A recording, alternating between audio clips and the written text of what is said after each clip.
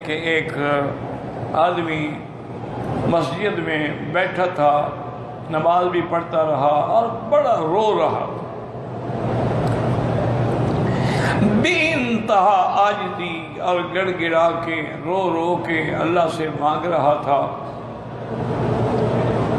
تو اتفاق ایسا ہوا کہ وہاں پر ایک اللہ کے ولی کا گزر ہوا۔ ان نے دیکھا کہ بیچارے کا حال بہت بالکل نازک ہو چکا ہے، تو بہرحال انہوں نے بھی ساتھ بیٹھے تسلی کی، حال حوال پوچھا کہ کیا بات ہے۔ اس نے کہا حضرت کیا پوچھتے ہیں، میرا اوپر اتنا قرض ہو گیا ہے کہ میں سارا گھر بیچ دوں، جائیداد بیچ دوں، زمینیں بیچ دوں، قرض نہیں اتر سکتا،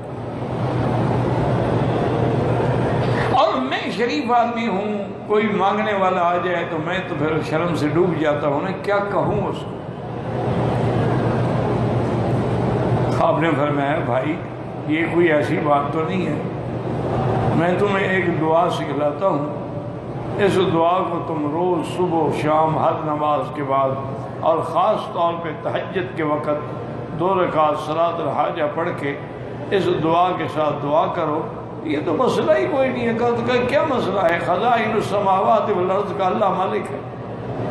تو انہوں نے جو دعا بتلائی نا وہ کیا تھی کہ یا علی یا عظیم یا علیم یا حلیم، اللہ کے نام، یا علی یا عظیم یا علیم یا حلیم، اللہم انکا ملیک مقتدر ما تشاء من امر یکون، اللہم اسعدنی فی الدارین، اللہم اقض عن الدین۔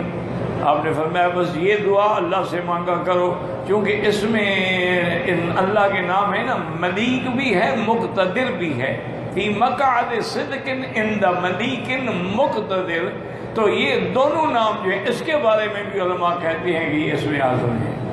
تو انہوں نے یہ دعا سکھلائی۔ وہ بندہ کہتا ہے کہ میں نے الحمدللہ دعا پڑھنی شروع کی، وہ کہتا ہے میں حیران ہو گیا کہ چند دنوں کے اندر میری کایا پلٹ گئی، میرے کاروبار میں برکتیں آ گئیں، میری زمین میں برکتیں آ گئیں، میرے فصلات میں برکتیں آ گئیں، چند مہینوں کے اندر میرے سارے قرض بھی اتر گئے اور میں تو کروڑوں پتی بن گیا۔ اسی لیے اس نے بتایا کہ اللہم انکا ملیک مقتدر ما تشاء من امر یکون،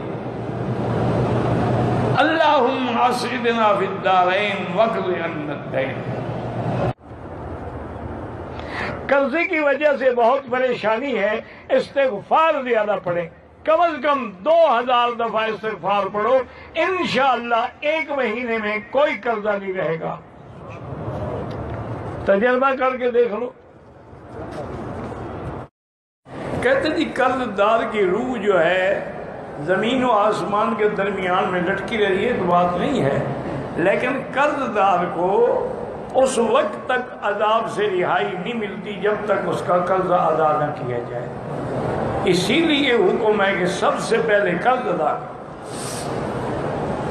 نہ بھی ہو تو چند رشتہ دار مل کے مدد کر کے اس کا قرضہ ادا کرتے، یا پھر جس کا قرضہ ہے اس سے معافی دیں۔ اسی لیے قرضہ تو ایسی بری بلا ہے، کوئی میت آتی ضرور پوچھتے کہ حل ترک دینن، اس پہ قرضہ ہے، کہتے ہاں۔ حل ترک مالن، کوئی ادا کرنے کے لیے جائیداد بھی ہے، وہ کہتے ہاں ہے، پھر نماز پڑھ لیتے۔ اگر کوئی کہتا جی قرضہ تو ہے لیکن ادائیگی کرنے کے لیے کچھ نہیں ہے، فرماتے صلو علی صاحب، جاؤ تم جنازہ پڑھ لو، میں نہیں پڑھتا، کیوں قرضہ لیتے ہیں ادا نہ کر سکے۔ لیکن اللہ کی شان یہ ہے کہ جب اللہ نے ملک فتح ہونے لگ گئے، جزیرہ عرب فتح ہو گیا، بیت المال بھر گیا، تو اب حضور یہ فرماتے تھے کہ جس کے اوپر قرضہ ہے اور کوئی کچھ چھوڑ نہیں گیا ہے، انا مولا لمن مولا لہو، میں اس کا ولی ہوں، میں ادا کروں۔ لا الہ الا اللہ، لا الہ الا اللہ، لا الہ الا اللہ، لا الہ الا اللہ، لا الہ الا اللہ، لا الہ الا اللہ، لا الہ الا اللہ، لا إله